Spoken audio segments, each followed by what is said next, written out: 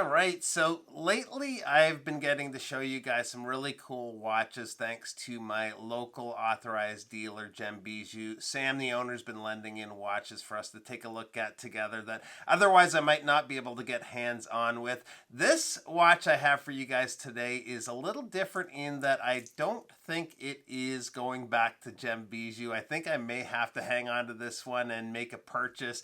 The watch is the latest in the Tuna family, the S23633, and I've been looking at adding a Tuna for a little while now, and I think this is the one. I've really enjoyed my short time with it so far, so big thanks to Gem Bijou for lending this in slash potentially selling the watch to me. Really appreciate it. Check them out at gembijou.com if you're shopping watches. So let's switch things up and take a look at the Tuna.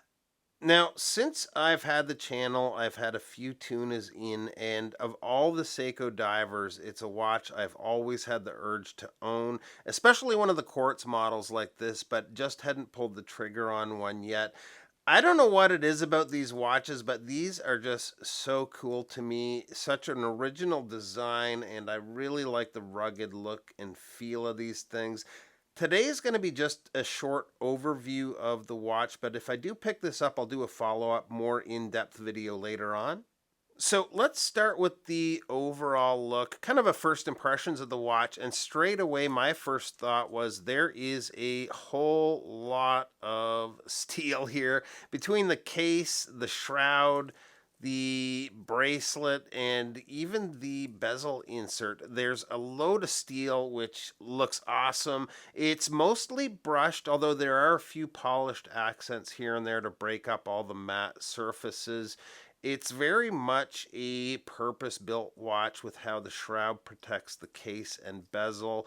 The sapphire crystal is actually recessed slightly below the bezel, so the bezel in turn is going to protect the crystal and take most of the punishment if you ever knocked up against something.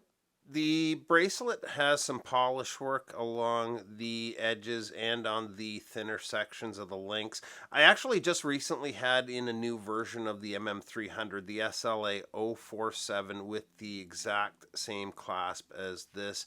The clasp does not have super tight tolerances. I'll just crack open the ratcheting system there.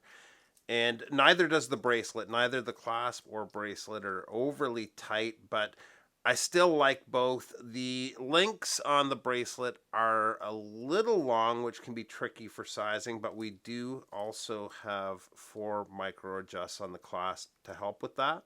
The dial is sunken quite deep beneath the crystal. We've got over at the 3 o'clock, the day date with the chopped off hour marker. Up top is the applied Seiko logo, and at the bottom of the dial is the Prospex logo, which I know not everyone's a fan of.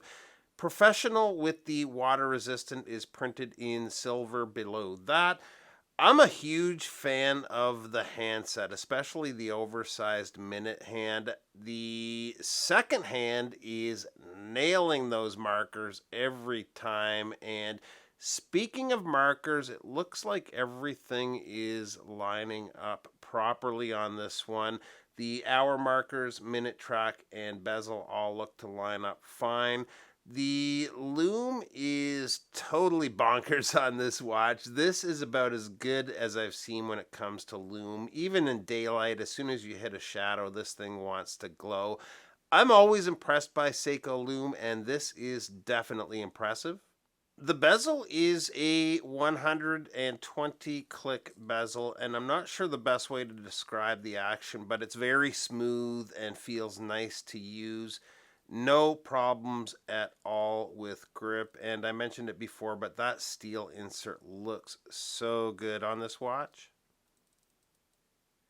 So size-wise, this is a biggie, but don't knock it until you try one. I know almost every video on the Tuna, everybody talks about how well they wear for the size.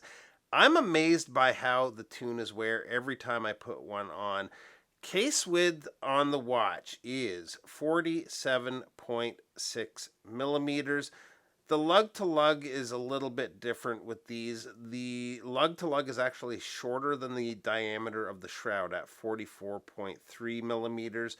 Thickness is about 14.5 millimeters, and the lug opening is 22 millimeters.